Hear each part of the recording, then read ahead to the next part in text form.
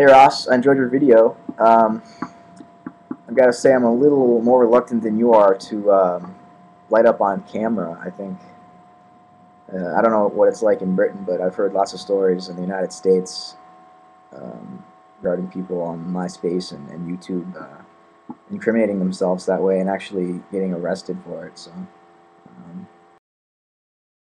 I won't express my support for legalization by doing that, but I think cannabis, marijuana definitely should be legalized. Um, and whether or not you want to make a moral judgment about, if smoking is good or bad for you. I mean, there's some medical issues, and I'll try to get to that in a second. But whether or not you think it's good or not to smoke, the drug war itself is so much more destructive than legalization on its own would be.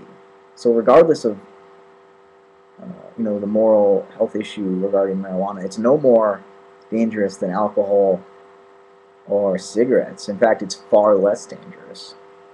Um, you know, Tens of thousands of people die of drunk driving accidents every year, and who knows how many hundreds of thousands. I think it's around 400,000 people die of lung cancer every year as a result of cigarette smoking.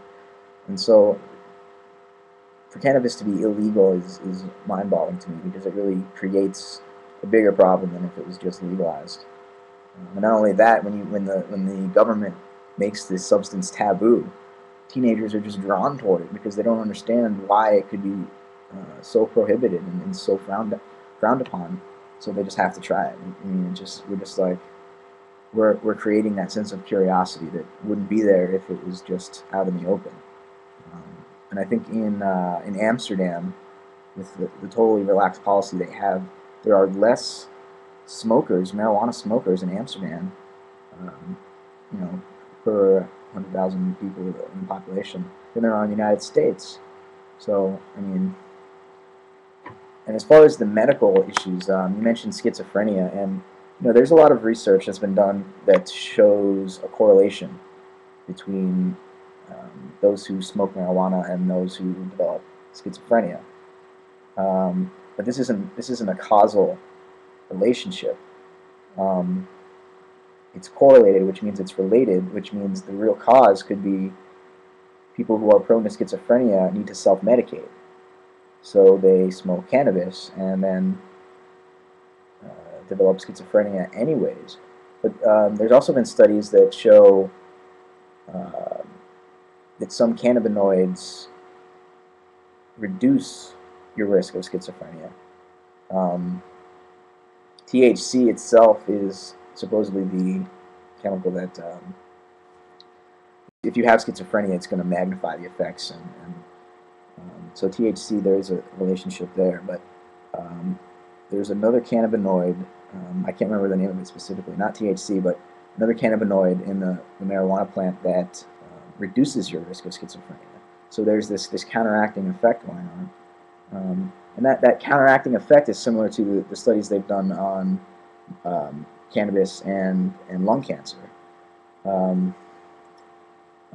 Dr. Tashkin, I think is his name, in the University of Southern California, somewhere in California, just did a study about the relationship between lung cancer, and cannabis, and he found that cannabis smokers had not only lower risk to develop lung cancer than cigarette smokers, but lower risk than the general population in general, overall. So, and again, this was explained by the fact that it's also been studied that THC shrinks cancer tumors in mice lungs who have been genetically altered to have human lung cells. THC seems to shrink tumor growth. Scientists think because it spurs the regeneration and the programmed cell death of the lung cells. It prevents a tumor from developing. And there's many other medical uses for marijuana. It's shown to be helpful in preventing and treating Parkinson's, treating, and even helping to rehabilitate and regrow the myelin for people with multiple sclerosis.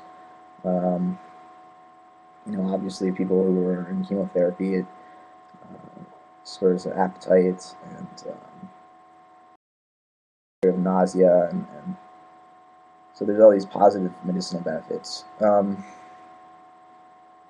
But another thing I wanted to touch on was really not so much the moral implications of this. I mean, morally, I think we have an obligation to maintain the free individual liberties of each person. So morally, I think, at least based on the principles that our societies are supposedly founded on, freedom of individual expression, and you can do whatever you do to yourself, with your friends, etc., that doesn't harm others. And so as long as you're not harming others, you should be able to do whatever you want. But I didn't really want to get into that so much as I wanted to discuss what are the potential benefits of use as opposed to the downfalls. And, you know, there is a certain kind of, stoner that's seen as, socially unproductive and lazy, and, a drain on the community as a whole. And, that happens. But is that the cannabis's fault? I don't think so, because there's other people. There's productive members of society, highly educated people that smoke cannabis on a regular basis, and it doesn't affect them in the same way. In fact, for me personally, it's more of a creative tool. It's not only relaxing, but I like to write, and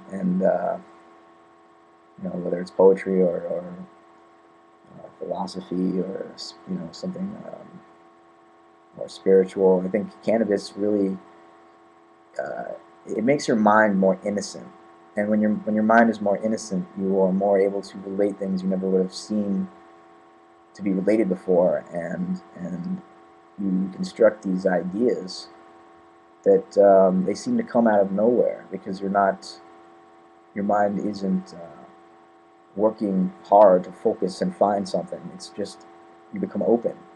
I think of it as like becoming more like a child. I feel more like a child when I'm high, and the world is more mysterious, and it becomes more of a playful kind of place. And I think I've definitely learned a lot from that mode of consciousness about reality, because it's easy to say that reality is just our normal, everyday, waking, rational, egoic consciousness, but that's one level of consciousness, and there are many other levels of consciousness. And when the level of consciousness changes, in other words, when your own perspective of the world changes, the world itself changes. And once you've been in one of these altered states, whether it's being high on cannabis or tripping on psilocybin or LSD or whatever it is, you see that there are a lot of layers to reality, and anyone who supposes that they know what the real world is fooling themselves, really. If you think you know what the real world is and what the right state of consciousness is, I think you're just ignoring most of your experience, because most of my experience is not this linear model of, I must go to school and work hard and get a job and make a lot of money and just follow this simple path that's been laid out before me. There's a lot more to life than that, and these having access to these other states of consciousness is important. Not only for the time you get to spend in those altered states, but for what the realizations you can have in those altered states give you in your normal life once you've come down and finish tripping, or you're not high anymore. You can still learn from your experience when you were. And so all these cannabis, these other psychedelics, they're tools that can be very useful when used in a responsible context. And the whole idea, I think, of legalization is to get it into a more responsible context, because when it's illegal, lots of times